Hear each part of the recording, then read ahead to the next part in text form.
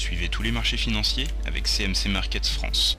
Avec CMC Markets, tradez les CFD sur indices, devises, matières premières et actions 24 heures sur 24. CMC Markets, un des leaders mondiaux du trading de CFD Forex depuis 1989. Voilà, la vidéo de mise à jour pour l'or et pour l'argent, cette fois libellé en euros. On va commencer par l'or. Alors, je vous avais dit à plusieurs reprises la semaine dernière que si on sortait de la fourchette d'Andrews, ici en ocre, sans en avoir préalablement touché la médiane, on pouvait s'apprêter à avoir une attaque baissière de taille et avec un objectif minimal d'aller chercher l'oblique ici en bleu. Et bien force est de constater que ça n'a pas suffi et on accélère, en fait on a accéléré au-delà de la cassure de l'oblique bleu et donc du coup là on est venu à la fois chercher la Bollinger inférieure ici et il semble que l'on s'achemine à grande vitesse vers la zone de support, la fameuse zone de support qui a valu à l'or de rebondir, c'était en avril, hein, en avril 2013. Et on voit difficilement comment on pourrait éviter une nouvelle confrontation avec cette zone de support, d'autant que les indicateurs techniques sont très mal orientés. Regardez le stochastique qui est à deux doigts de basculer en zone de survente, hein, puisqu'on est quasiment à 20.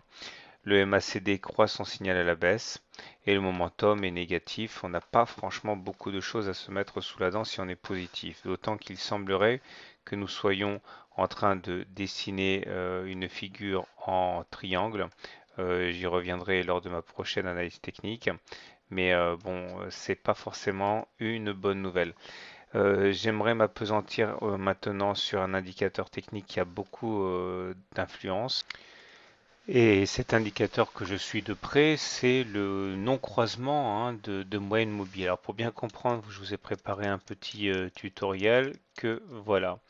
Alors de quoi s'agit-il? Bon, les moyennes mobiles sont de manière très classique, hein, la moyenne arithmétique faite des valeurs de ce qu'on mesure, hein. Ça peut être le CAC, ça peut être l'or lors des 7 dernières séances ou des 20 dernières séances. Par exemple, vous prenez les cours de clôture de l'or lors des 20 derniers jours et vous avez une moyenne mobile à 20 séances, hein.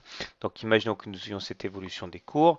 Imaginons maintenant que nous ayons la moyenne mobile à 20 séances qui est tracée automatiquement par les plateformes de trading et vous avez également la moyenne mobile à 7 séances qui a tendance à se lever autour de la moyenne mobile à 20 séances. Alors ce que suivent la plupart des traders, c'est ce qu'on appelle les croisements de moyenne mobile. C'est-à-dire que lorsque la M7 va venir couper la moyenne mobile à 20 séances à la hausse, on peut avoir une période de hausse sur les cours. Et inversement, lorsque la moyenne mobile à 7 séances vient croiser à la baisse la moyenne mobile à 20 séances, on peut avoir une séance, une succession de baisses.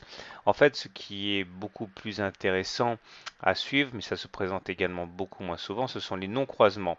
C'est-à-dire lorsque la M7 fait mine d'aller couper la M20, mais que finalement elle va changer d'avis au dernier moment et repartir dans l'autre sens, comme ici ou comme là.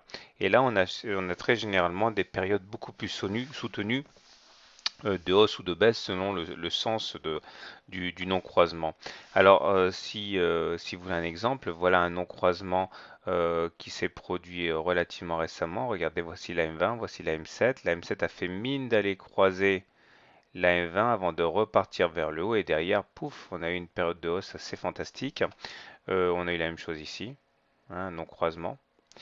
Et ça marche aussi dans l'autre sens, hein, lorsque la M7 fait mine d'aller croiser la M20 en la croisant par le haut, mais que finalement elle change d'avis, eh bien ça a donné la période de baisse très forte, hein, qu'il y a eu en 2009.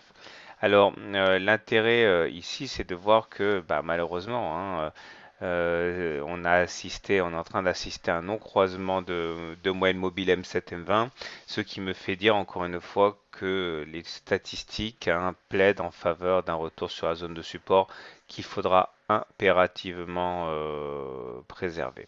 Voilà, du côté de l'argent maintenant, libellé en euros, voilà ce que l'on peut en dire. Alors bizarrement, la hausse est significative, hein, puisqu'on a 0,8%. Malheureusement, on retrouve cette configuration un petit peu délicate de non-croisement de moyenne mobile ici. Et les indicateurs techniques eux aussi sont mal orientés, hein. Regardez, hein, on a un beau cocktail de mauvais indicateurs, momentum négatif, MACD sous son signal et stochastique négatif. Donc on est un peu mieux, mais j'ai l'impression que c'est une hausse qui est un petit peu en trompe-l'œil. De toute manière, tant qu'on sera sur les deux métaux en dessous de la moyenne mobile à 20 séances, on sera toujours, et comme je l'ai dit depuis maintenant pas mal de temps, en situation de vulnérabilité. Voilà, bonne soirée, bon trade, et à demain pour la mise à jour. CMC Markets, un des leaders mondiaux du trading de CFD Forex depuis 1989.